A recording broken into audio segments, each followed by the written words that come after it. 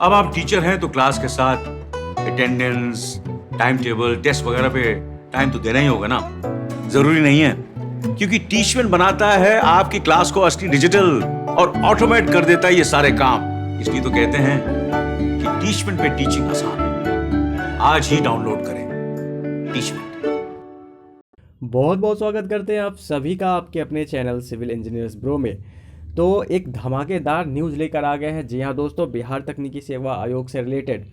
जी हाँ दोस्तों, BTSC JEE result regarding बहुत बड़ा अपडेट ऑफिशियली जारी कर दिया गया है। इस वीडियो में हम बताने वाले हैं कि बीटीएससी जेईई रिजल्ट के रिगार्डिंग क्या जो है कि सूचना प्राप्त हुआ है विभाग के द्वारा, और इसमें साफ साफ स्पष्ट रूप से कह दिया गया कि उम्र सीमा बढ़ाते हुए अब अनुभव प्रमाण पत्र के लिए नया डेट निर्धारित किया गया है। जी हाँ दोस्तों, वो डेट क्या होगा सारा इस वीडियो में हम बात करने वाले हैं, इसलिए इस वीडियो को स्किप नहीं कीजिएगा, इस वीडियो को अंत तक जरूर देखिएगा। तो चलिए करते हैं वीडियो को शुरू और ऑफिशियली अपडेट आप सभी को देते हैं। जैसा कि आप सभी स्क्रीन पे देख पा रहे हैं, विज्ञापन संख्या 01/2019 कनीय अभियंता असैनिक यांत्रिक विद्युत। तो तीनों पोस्ट की बात करने वाले हैं।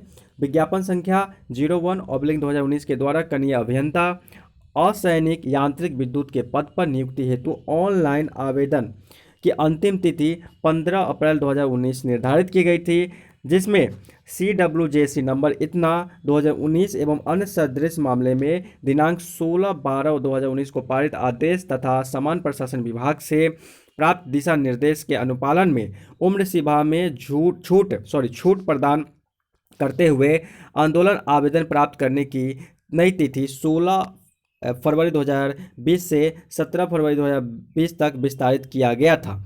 कार्य अनुभव प्रमाण पत्र के आधार पर अंक की गणना करने हेतु 28 फरवरी 2019 में विस्तारित नहीं किया गया था।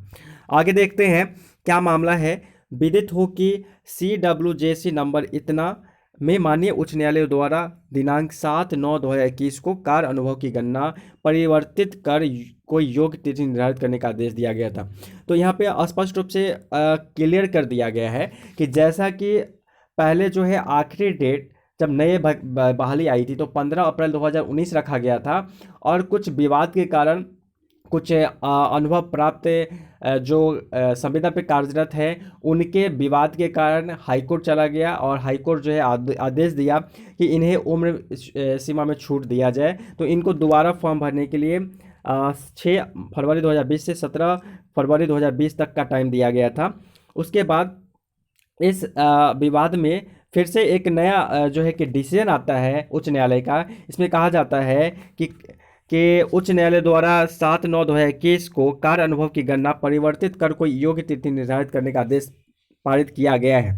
तो मतलब कहा जाता है कि जब आपका जो है डेट एक्सटेंड किया जा रहा है फॉर्म भरने के लिए, तो आपका अनुभव भी उस डेट तक का होना चाहिए।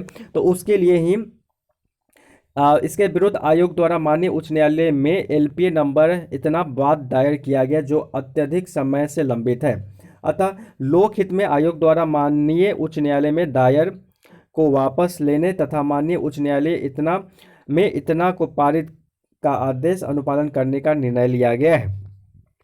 उपरोक्त वर्णित प्रसंग के आलोक में कनीय अभियंता सैनिक यांत्रिक विद्युत के पद पर ऑनलाइन आवेदन करने हेतु निर्धारित तिथि 17/2/2020 तक को ही कार्य अनुभव की गणना का योग तिथि मानते हुए विज्ञापन की कंडिका 4 का 1 में वर्णित कार्य अनुभव प्रमाण पत्र के आधार पर निर्धारित अंक प्रतिवर्ष 5 एवं अधिकतम 25 दिया जाना है।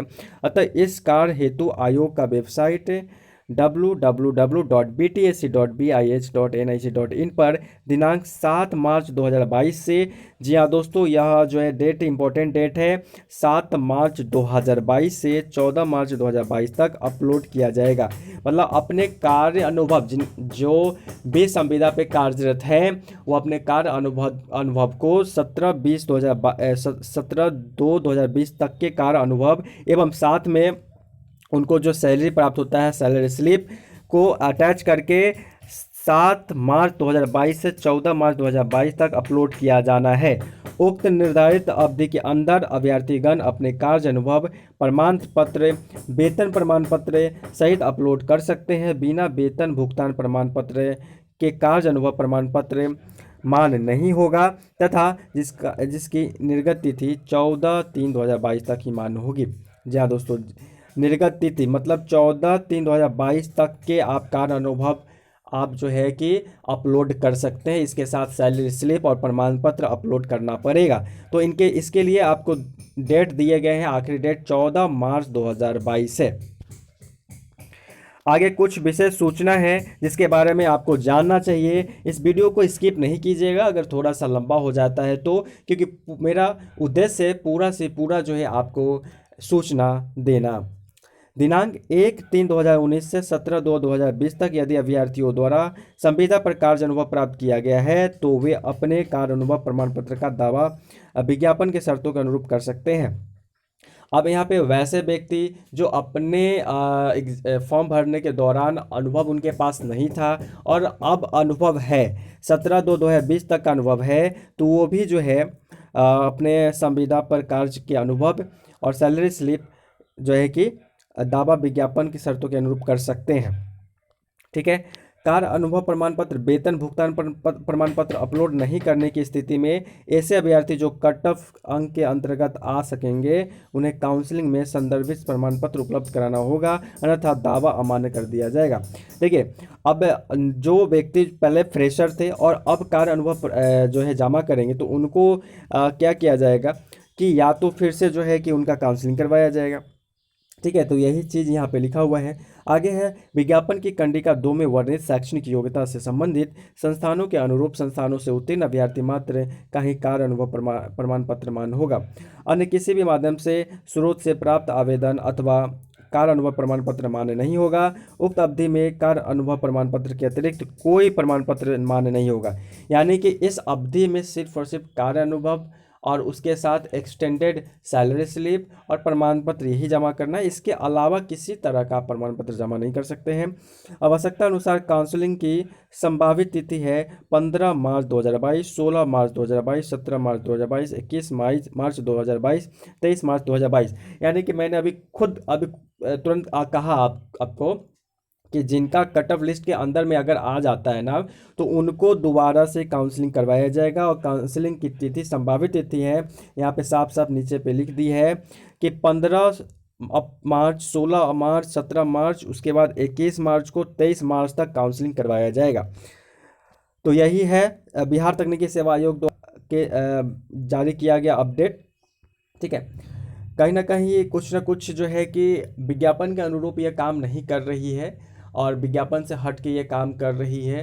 पता नहीं ये बिहार के सरकार को और बिहार के सरकार के विभाग को क्या हो गया है। बहरहाल देखते हैं कि इसका नतीजा क्या होता है और रिजल्ट कब तक प्रकाशित होता है। और ये पूरा तौर से जिनके पास अनुभव है वो उनके लिए ये वीडियो है। चलिए इस वीडियो को यहीं समाप्त करते हैं। वीडियो को ज़्यादा से ज़्यादा शेयर कीजिए और सभी पोस्ट वाले, इलेक्ट्रिकल, मैकेनिकल, सिविल सभी पोस्ट वालों के लिए है और सूचना अगर मिल जाए तो वो बेकार नहीं जाता है। इस वीडियो को ज़्यादा से ज़्यादा शेयर कीजिएगा अपने दोस्तों के साथ। वीडियो को देखने के लिए बहुत बहुत धन्यवाद।